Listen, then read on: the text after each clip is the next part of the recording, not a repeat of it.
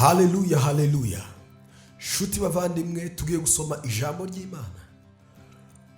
Ndabasuje maze kubasuhuza mu izina rya Yesu Kristo. Nkuko mubizi nitwa Nzungu. Nifuje gusangira namwe ijambo ry'Imana riri mu itangiriro igice cya 5. Mwese nabizi neza murafashwa. Muraza kugubwa neza. Mube maso kugira ngo Imana ibagenderere muri iri jambo. Tukomereje ku gice cya 5. Titira bango urubyaro rwa Adamu. Iki ni igitabo cy'urubyaro rwa Adamu. Ku munsi Imana yaremeyemo umuntu afite ishusho y'Imana, niko yamuremye. Umugabo n'umugore niko yabaremye. Ibaha umugisha ibita umuntu ku munsi baremeweho. Kandi Adamu yamaze imyaka 130 avutse, abyara umuhungu ufite ishusho ye, usa nawe, amwita Seti. Amaze kubyara Seti, Adamu arongera amara imyaka 800, ayibyaramo abahungu n'abakobwa.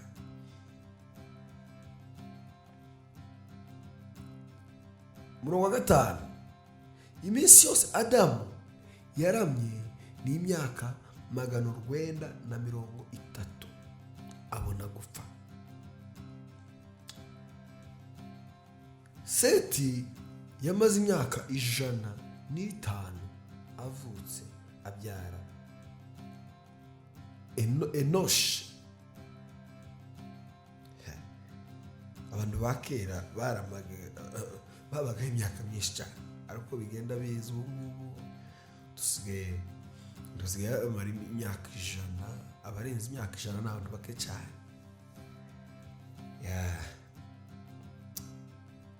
Murongo wa 7. Amaze kubyara Enoshi, Seti arongera amara imyaka 807 ayibyaramo abahungu n'abakobwa. Iminsi yose Seti yaramye ni imyaka 912 arapfa. Enoshi yamaze imyaka 90 avutse, abyara Kenani. Amaze kubyara Kenani, Enoshi arongera amara imyaka 815 ayibyaramo abahungu n'abakobwa. Iminsi yose Enoshi yaramye ni imyaka 905 arapfa. Kenani yamaze imyaka 70 avutse, abyara Mahalaleli. Amaze kubyara Mahalaleli, Kenani arongera amara imyaka 840 ayibyaramo abahungu n'abakobwa. Iminsi yose Kenani yaramye ni imyaka 910 arapfa. Mahalaleli yamaze imyaka 65 avutse, abyara Yeredi. Amaze kubyara Yeredi, Mahalaleli arongera amara imyaka 830 ayibyaramo abahungu n'abakobwa. Iminsi yose Mahalaleli yaramye ni imyaka 895 arapfa. Yeredi yamaze imyaka 162 avutse, abyara Henoki. Amaze kubyara Henoki, Yeredi yongera amara imyaka 800 ayibyaramo abahungu n'abakobwa. Iminsi yose Yeredi yaramye ni imyaka 962 arapfa. Enoki yamaze imyaka 65 avutse, abyara Metusela. Amaze kubyara Metusela, Enoki agendana n'Imana imyaka amaze kubyara Metusela, Enoki agendana n'imyaka 300 ayibyaramo abahungu n'abakobwa. Iminsi yose Enoki yaramye ni imyaka 365. Kandi Enoki yagendanaga n'Imana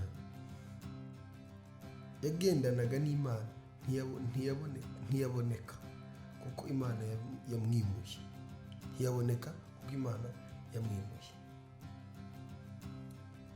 Enoki nguko mubizi yakundaga kugendana n'Imana, kandi nanga bongeye babisubiramo muri Bibiliya, ariko ni inkuru ya Enoki abantu benshi barayizi. 25 Metusela yamaze imyaka, ndi kwanga kugenda dusobanura ibintu byinshi kuko hari igihe tuzaza dusobanura, tugiye uzatangira vuba cyane, turatangira gusobanura ijambo, tuvuga ijambo turisobanure, ariko ndashaka ngo tubanze dusome. Wowe uri ahantu uzusoma umanze umenya amakuru ya Bibiliya, ntukaze ushaka kumenya amakuru yahanze iby'isi uko bintu bimeze, ukaza umenya ngo ibishimbo byagabanutse, ngo byiyongere, isukari yahenze, ariko ntumenye, utazi amakuru ya Metusela, utazi amakuru ya Enoki, abantu b'Imana, abagabo b'Imana ba Petero, ntuzi amakuru ya Paulo, ibintu nk'ibyo. Ubwo tutamenya amakuru ngayo ufushi ni yenyota ufite. Metusela naringeze katusubire kuri 25. Metusela yamaze imyaka 187 avutse abyara Lameki. Amaze kubyara Lameki, Metusela arongera amara imyaka 782 abyaramo abahungu n'abakobwa. Iminsi yose Metusela yaramye ni imyaka 969 arapfa. Lameki yamaze imyaka 182 avutse abyara umuhungu amwita Nowa ati, uyu azatumara umubabaro w'umurimo wacu n'uw'umuruho w'amaboko yacu ava mu butaka Uwiteka yavumye. Amaze kubyara Nowa, Lameki arongera amara imyaka 595 ayibyaramo abahungu n'abakobwa. Iminsi yose Lameki yaramye ni imyaka 777 arapfa. Nowa yamaze imyaka 500 avutse abyara Shemu na Hamu na Yafeti. Imana ibamugisha bene data. Murabona ko uyu munsi twasomye iby'urubyaro rwa Adamu, kandi sindusobanura ndasobanura simvuge ngo byonyine ntibyisobanuye, ariko ikiruta ibindi niki nshatse kubabwira. Haraho tuzatugera tukabona n'ijambo rikeneye gusobanura, ariko nkaha numva ko baravuga amazina, uburyo Adamu yabyaye, amaze imyaka ingahe ishize arapfa, ariko ibyo si byo bigenderewe, inshuti z'Imana. Muranyanganira narwaye amagripe, ariko nta kibazo. So ijambo ry'Imana iyo umuntu arisomye wasenze umeze neza, nkunda kwibwira abantu, wasenze umeze neza, uri tayari mu buryo bw'umwuka, banda kumera neza mu buryo bw'umubiri. Kwakunda abantu bavuga ngo ameze neza, ngo ubu nyine ngafite utuntu, ubu nyine ngo ntagwaye, nubwo wowe urwaye, ariko hari igihe umuntu azagwara mu buryo bw'umubiri ariko ameze neza. Haleluya. Uzoshishikare mu gusoma ijambo ry'Imana. Nubwo wovuga ngo Adamu yabyaye Seti, ukagenda nico kintu gusa, umutima wawe ukavuga ngo Adamu yabyaye Seti, ngamaze kubyara ngo Seti Seti ngo yabyaye Enoshi, ukamenya ayo makuru gusa. Fata abantu ngabanga ubimenye, uzuvuga ati nguko wahaye umwana Seti. Hari abantu Imana iziheza abana kubera basomye ijambo ry'Imana, bakavuga kuko wahaye umwana Adamu, kuko wahaye umwana Enoshi, Seti ukamuha Enoshi, ukabwira Imana ibyanditswe. Imana izizuba cyane. hari abantu baza gusaba Imana batagendeye ku zanditswe, Imana ntibumve. Ariko sinshatse kuvuga cyane, nshatse kuvuga ko iyi nayo yoba inzira yawe, yoba inzira ugafata ijambo ry'Imana ugasoma ukavuga ngo ma kuko wahaye umwana Seti ukamuha umwana bita Enoshi. Imana itavuga ko Satani umunsi umwe yagerageje Yesu, ariko Yesu muzi ikintu cyatumye amutsinda, yamubwiye ijambo ry'Imana, yaza amusubirisha Bibiliya, yasanze hari icyo yibitseho. Yesu hari icyo yari yibitseho kugira ngo abone kuganira na Satani. Ejo bundi rero yabwiye nawe ati tukaze wemera kuvugana na Satani cyangwa kuganira nawe cyangwa kuja hari ntacyo wibitseho, nagutera uze umusubiriza ijambo ry'Imana. Guhera uyu munsi ndagusenge mu izina rya Yesu Kristo, wowe uhuye n'ibibazo, wowe wumva unaniwe, wabuze uko ubigenza, soma ijambo ry'Imana mu izina rya Yesu Kristo. Imana ikubashishe gusobanukirwa ijambo ry'Imana, kandi urisome wizeye, utsinde Satani umunesheje amagambo y'Imana. Umubwire ngo genda Satani, ubwera uyu munsi mbonye umwana w'umuhungu biciye muko na Yesu wamuhaye na Seti wamuhaye umwana, ukamuha umwana bita Enoshi. Adamu wamuhaye umwana bita Seti, ukagenda ubivuga gutyo. Ndanezerewe kabisa. Wewe wa muntu we uri uherereye hehe, uri mu migabane yose y'isi, aho uri nsimbazi, waba uri muri Afurika, waba uri muri Amerika, waba uri muri Aziya, ndagusenge mu izina rya Yesu Kristo. Indwara yawe ni ikire, yabuze umuntu wayikiza.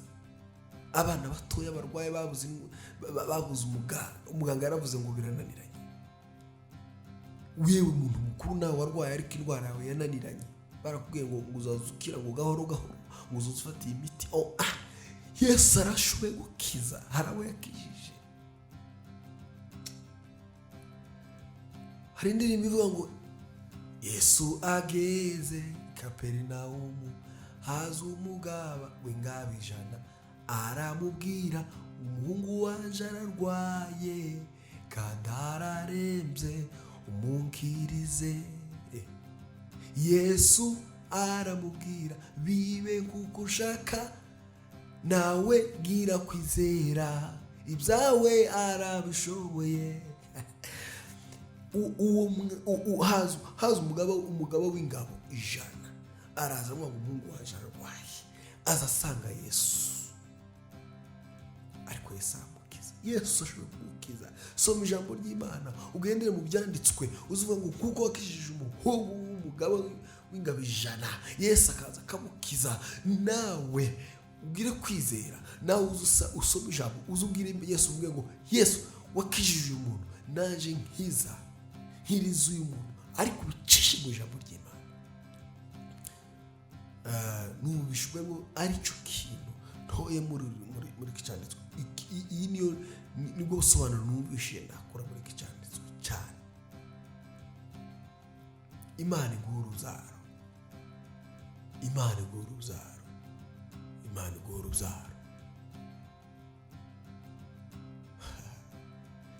Ni ureba mu nda y'ingumba akabona ishanga rikomeye, nta na kimwe kimunanira, arashoboye.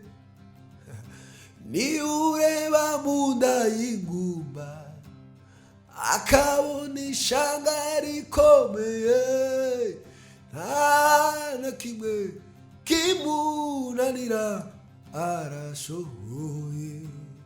Imana iguha urubyaro mu izina rya Yesu, kuko yahaye urubyaro Adamu, kuko yahaye urubyaro Seti, mu izina rya Yesu Kristo. Imana iguha urubyaro, Imana iguha urubyaro nk'urwo yahaye Enoshi, Imana iguha urubyaro nk'urwo yahaye Kenani, Imana iguha urubyaro nk'urwo yahaye Mahalaleli, Imana iguha urubyaro ngurwaye Yeledi, ngurwaye ba Henoki mu izina rya Yesu Kristo. Imana iguha urubyaro mu izina rya Yesu Kristo. Kuko wahaye Metusela, Imana iguha urubyaro mu izina rya Yesu Kristo.